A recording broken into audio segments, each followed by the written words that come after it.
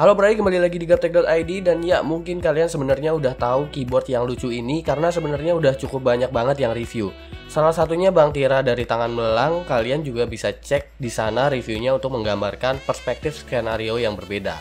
Gue juga tertarik dengan keyboard ini karena sempat ngeliat videonya Bang Tira. Dan ternyata gue cukup hoki karena tiba-tiba banggood.com kirimin gue unit ini untuk di-review. Singkatnya sih sebenarnya keyboard ini mungkin gak akan cocok buat lo kalau keperluannya akan membutuhkan banyak tombol. Mungkin bisa gue nilai kalau Ane Pro 60% ini bisa buat keren-kerenan aja, atau memang keperluan lo lebih sering menggunakan keyboard di bagian huruf dan angkanya aja. Meskipun banyak tombol yang dipangkas pada keyboard ini, sebenarnya Ane Pro masih tetap menawarkan full function seperti halnya keyboard full size. Itu yang membuat keyboard ini jadi berkesan menarik. Gimana caranya tombol yang sedikit bisa berfungsi sama seperti keyboard full size. Semua itu akan bisa kita gunakan dengan tombol secondary function, alias Ane Pro ngakalin hal tersebut dengan cara remapping layout keyboard yang di-press jadi 60%. Dimana untuk tombol yang nggak ada sebenarnya cuma diumpetin aja. Tapi memang fitur begini akan bikin kita ngerasa ribet kalau belum terbiasa. Salah satu contohnya seperti harus menekan Fn plus WASD kalau mau mengaktifkan arrow key. Yang pastinya kalian gak akan terbiasa dengan hal ini karena biasanya arrow key berada di sebelah kanan.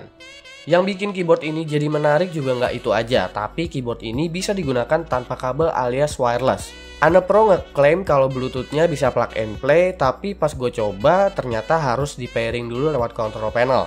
Jadi untuk penggunaan pertama kali wajib colok kabel dulu untuk pairing, baru bisa wireless-nya.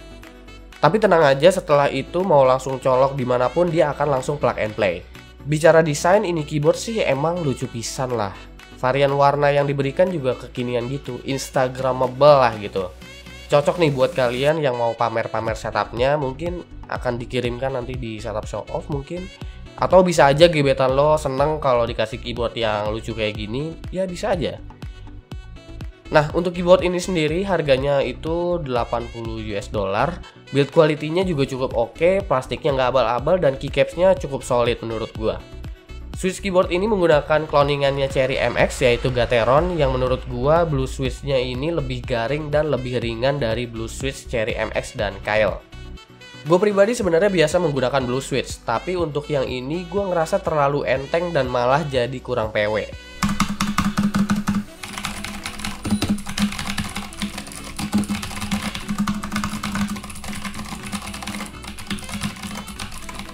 Tapi urusan itu ya pasti kita akan beda-beda nyamannya kayak gimana. Selain desain body yang punya warna kekinian, tren RGB juga ada di keyboard ini.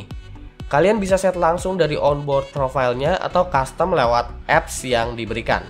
Cuma dari yang udah gue coba, setiap gue baru nyalain keyboardnya, gue harus mengaktifkan RGB-nya kalau mau backlight-nya menyala.